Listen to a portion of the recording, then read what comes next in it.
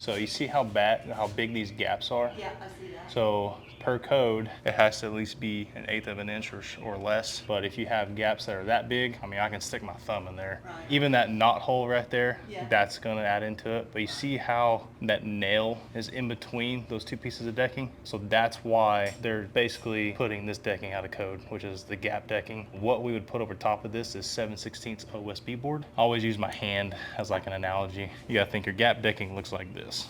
So if you have all your gaps that are starting to get separated, and you got all these big holes, once we put felt over it, can you see those gaps?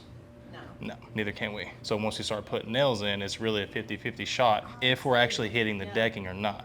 If we don't, then all it's doing is just putting a hole in your roof. So that's why they put the OSB board where you have all this surface area. So even we put felt over that, we're still hitting a solid piece of wood. Okay, and is that something that you put in from the inside or where? No, it's No, on the outside. it's gonna be on the outside. So it's just 7/16, basically like roll plywood board. It just goes over top of it because we don't really want to take any of this stuff off because then you're starting to deal with your trusses. Right.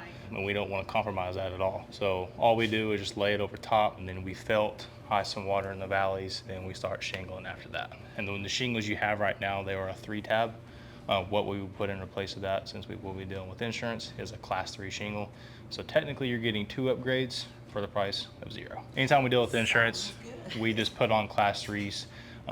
It's an impact resistant, holds up to about 1 3/4 size hail, and it also holds to 160-mile-an-hour winds. So you won't have to worry about any more shingles missing. It's gonna take about probably EF2, but if we're seeing that, I think the shingles are gonna be the least of your worries, so. But yeah, that's not gonna be any question with the insurance. Even if they look at it from here, they'll know that those gaps are definitely bigger than the 1/8 inch.